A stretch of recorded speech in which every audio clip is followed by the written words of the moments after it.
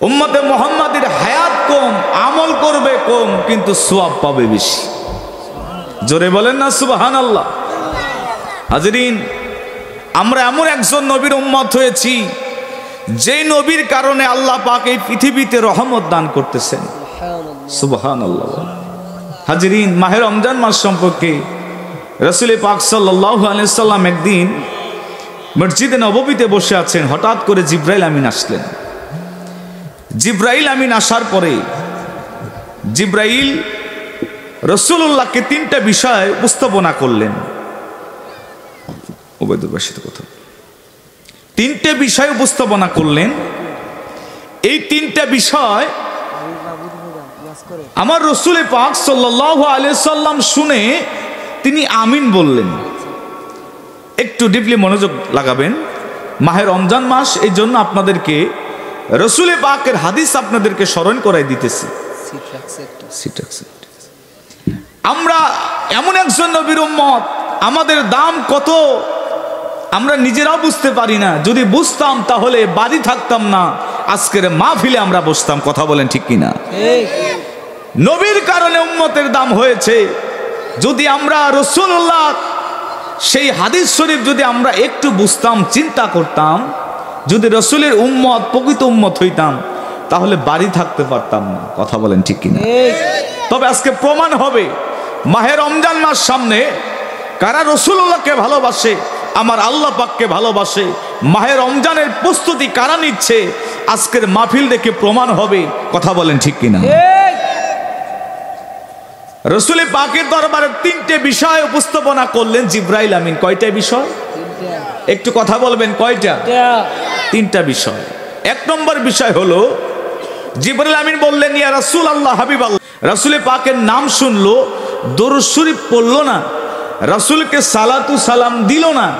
জিবরাইল আমিন বলে, ইয়া রাসূলুল্লাহ, তারা ধ্বংস হোক। রাসূল আমার বললেন আমিন। দ্বিতীয়বার বললেন, যারা মা বাবাকে জীবন দশায় পাইল, মা বাবার খেদমত করলো না, তারা ধ্বংস হোক। রাসূল বললেন আমিন। তৃতীয়বার জিবরাইল আমিন বললেন, ইয়া রাসূলুল্লাহ, যারা মাহে রমজান মাস পাইল, একটা মাস পাওয়ার পরে যারা গুনাহ মাফ করাই নিতে পারলো না, তারাও ধ্বংস হোক। রাসূলুল্লাহ বললেন আমিন। তাহলে এই তিনটা বিষয় খুবই গুরুত্বপূর্ণ বিষয়।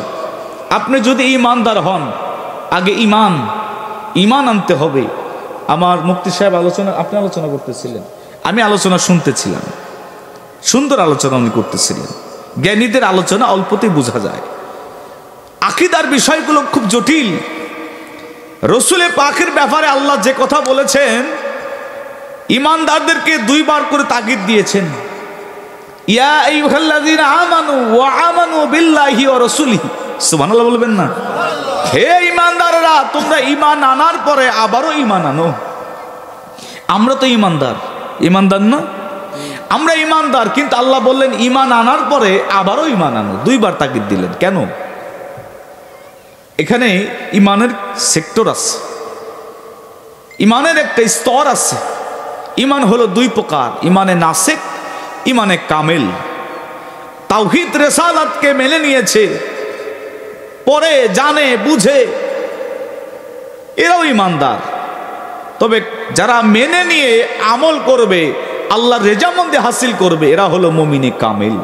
সুবহানাল্লাহ বলবেন? এই দুইটা বিষয় আমাদেরকে বুঝতে হবে। তো রাসূল পাকের শান কত, আল্লাহ বললেন, হাবিব, আপনার ইজ্জত যে আমি কত দিয়েছি। আল্লাহ বললেন, ওয়ালিল্লাহিল ইজ্জাতু ওয়ালি রাসূলিহি। আল্লাহ বলেন, আমি আল্লাহর পরেই তো আপনার ইজ্জত। সুবহানাল্লাহ বলবেন না? দেখেন, আল্লাহ পাক তার হাবিবের নাম মোবারক সব জায়গায় রাখছে। জান্নাতের প্রতিটা পাতায় পাতায়, গাছে গাছে, দরজায় দরজায় আল্লাহ পাক তার হাবিবের নামকে রাখছেন, কোনো জায়গা বাদ দেন নাই। আল্লাহ পাক কোরআন শরীফের মধ্যে প্রায় 136টা আয়াতের মধ্যে আল্লাহ তার রাসূলকে এক জায়গায় রাখছেন। সুবহানাল্লাহ বলবেন? আমার গবেষণায় দেখা 136 জায়গায় আল্লাহ রাসূল এক। আর আমাদের মধ্যে কিছু, আমাদের মতো টুপিওয়ালা, জুব্বাওয়ালা, পাগড়িওয়ালা কিছু আলেম ওলামা বলতেছে আল্লাহ রাসূলকে এক জায়গায় রাখা যাবে না। নাউজুবিল্লাহ বলে। এটা ইমানদারের কথা না। আল্লাহ আল্লাহর স্থানে, রসুল রসুলের স্থানে। আল্লাহ বললেন ওয়ালিল্লাহিল ইজ্জাতু ওয়ালি রাসূলিহি, আল্লাহ নিজেই তো বলে দিয়েছেন আমি আল্লাহর ইজ্জত এবং অতঃপর আমার রসুলের ইজ্জত। সুবহানাল্লাহ বলেন না। ওয়ালিল মুমিনিন, মুমিন বান্দার ইজ্জত। এই তিনটা স্তর আলাদা আলাদা। আল্লাহর ইজ্জত আল্লাহর স্থানে, রসুলে পাকের ইজ্জত রসুলের স্থানে, ওলি আল্লাহ মুমিনের কামেলের ইজ্জত মুমিনের স্থানে। আমরা তো এক করি নাই, আল্লাহ এক করে নাই। কথা বলেন ঠিক কিনা? তবে হ্যাঁ, আল্লাহ তার বন্ধুকে পাশে রাখছেন, কোন সময় বাদ দেন নাই। আল্লাহু আকবার বলেন। কোরআন শরীফ অসংখ্য আয়াত আছে, তুমিনুনা বিল্লাহি ওয়া রাসূলিহি, লিতুমিনু বিল্লাহি ওয়া রাসূলিহি, আমানু বিল্লাহি ওয়া রাসূলিহি, এরকম 136 আয়াতের মধ্যে আল্লাহ তার রাসূল এক জায়গায়। সুবহানাল্লাহ বলবেন না? কালেমার মধ্যে আল্লাহ রাসূল এক জায়গায় বাদ রাখছে, তার হাবিবকে কোন সময় বাদ দিয়েছে? আল্লাহ তার হাবিবকে কোন সময় বাদ দেয় নাই, নামের সাথে নাম মিলায় রাখছে। সুবহানাল্লাহ বলবেন না? নিদান কালের বন্ধু নবীরে, নিদান কালের বন্ধু নবী, তোমায় আমরা চিনলাম না, যাহার প্রেমে মজিয়াছেন পাক রাব্বা না। বলেন যাহার প্রেমে মজিয়াছেন পাক রাব্বা, মাবুদ আল্লাহর পাক দরবারে আদম শফিয়ারজ করে ও মারহাবা। নামের সাথে নাম মিলাইছর, নামের সাথে নাম মিলাইছ, কে গো তুমি কুঞ্জনা, যাহার প্রেমে মজিয়াছেন পাক। এ বন্ধু মুসলমান, তিনটা বিষয় নিয়ে আলোচনা হবে। এক নম্বরে জিবরাইল আমিন বললেন, ইয়া রাসূলুল্লাহ, হাবিব আল্লাহ নবী গো, যারা আপনার নাম শুনলো দুরূদ শরীফ পড়লো না, তারা ধ্বংস হয়ে যাক। রাসূল আমার আমিন বলেছেন। জিবরাইল আমিন বললেন, ইয়া রাসূলুল্লাহ, হাবিব আল্লাহ নবী গো, যারা মা বাবাকে পাইলো, মা বাবার খেদমত করলো না, তারাও ধ্বংস হয়ে যাক। রাসূল আমার আমিন বলেছেন।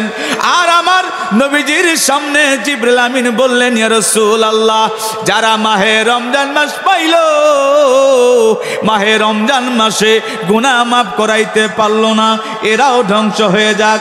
রাসূল আমার আমিন বললেন। বন্ধু মুসলমান, আমরা আজকে রমজান মাস পাওয়ার পরেও নবীর উম্মত আমরা দাবি করি, কিন্তু মাহে রমজান মাস আসলে আমাদেরকে শয়তান আসর করে ফেলে। কথা বলেন ঠিক কিনা?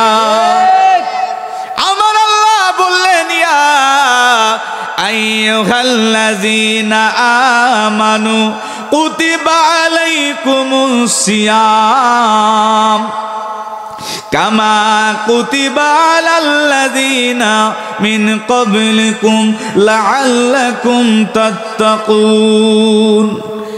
আল্লাহ বললেন, ওগো আমার ঈমানদারেরা, তোমাদের জন্য আমি রোজাকে ফরজ করে দিয়েছি।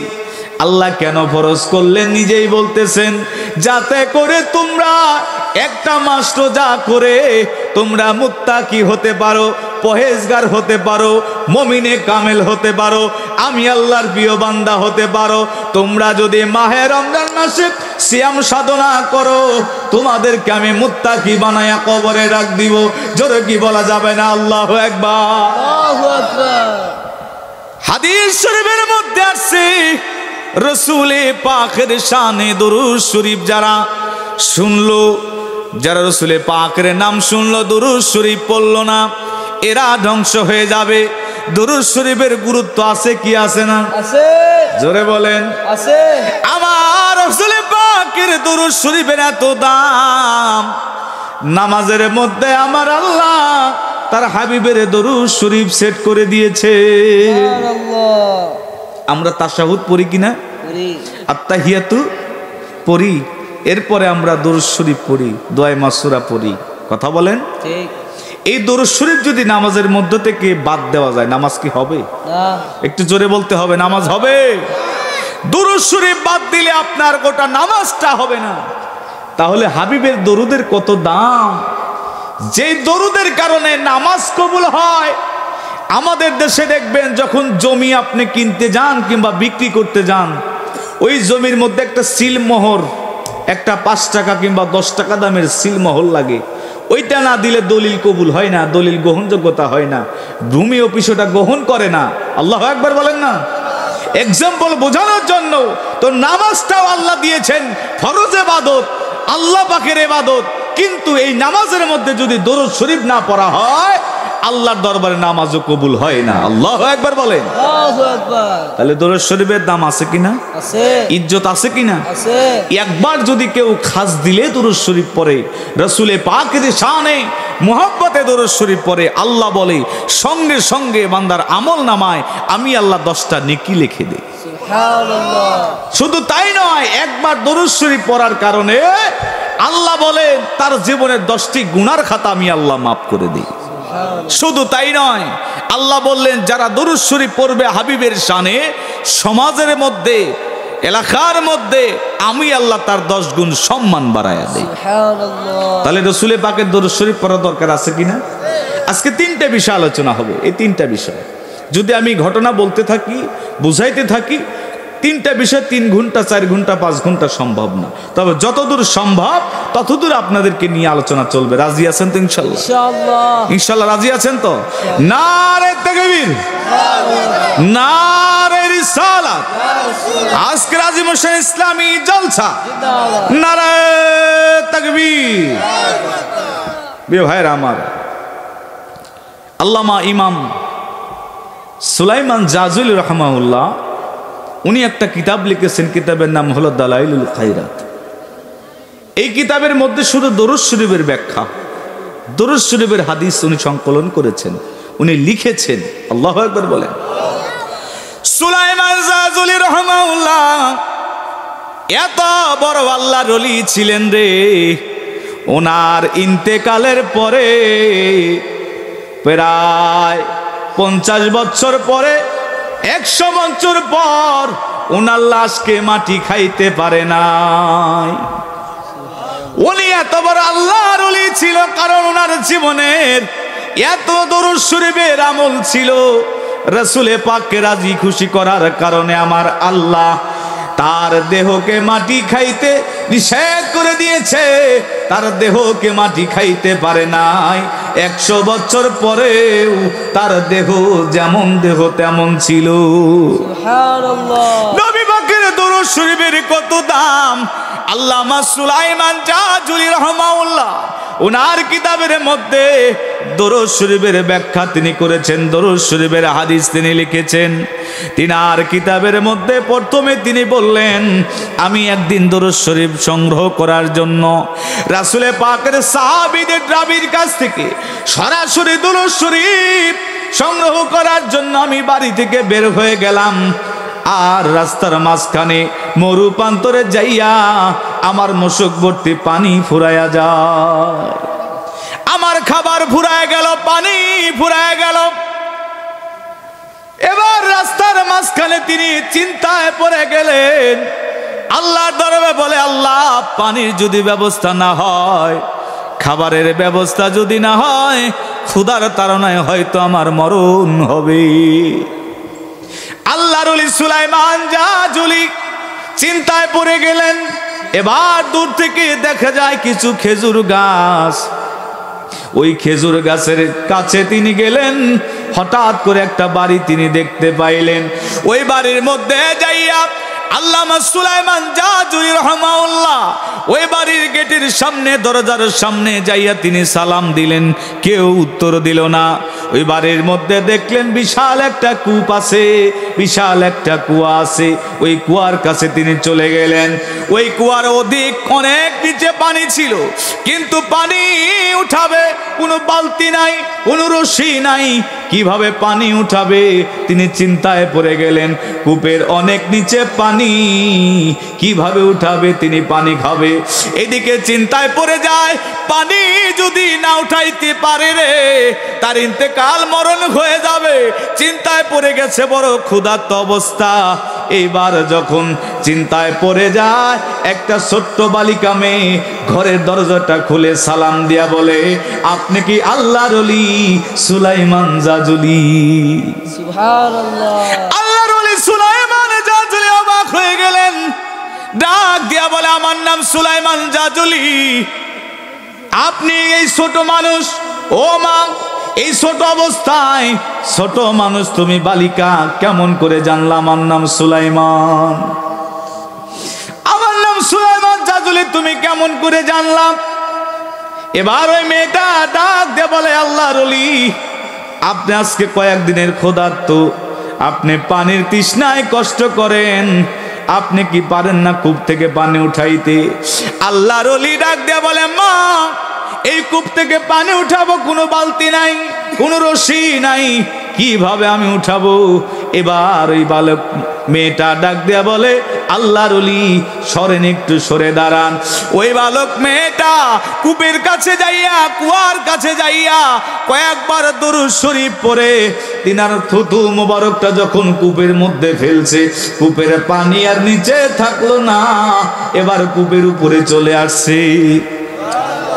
বালতি লাগলো না, রশি লাগলো না, কূপের পানি যখন উপরে চলে আসলো, আল্লাহর ওলি সুলাইমান জাজুলি ডাক দিয়া বলে, মা এই কূপের পানি কিভাবে সম্ভব? দড়ি লাগলো না, রশি লাগলো না, বালতি লাগলো না। ও মা তুমি কি এমন আমল করো, কি বললা যেই কারণে কূপের পানি উপরে চলে আসলো, কুয়ার পানি উপরে চলে আসলো? এবার ওই মেয়েটা ডাক দিয়া বলে, আল্লাহর ওলি সুলাইমান জাজুলি রহমাতুল্লাহ শুনে নেন, আমি এমন কিছু আমল করি না, তবে প্রতিদিন আমার মা আমাকে কোলের মধ্যে বসাইয়া প্রতিদিন ইশার নামাজের পরে রাসূলে পাকের দরুদ শরীফের নজরানা দেয়, আর আমাকে দরুদ শরীফের নজরানা দেওয়া শিখিয়েছে। আমিও প্রতিদিন এই আমল করি।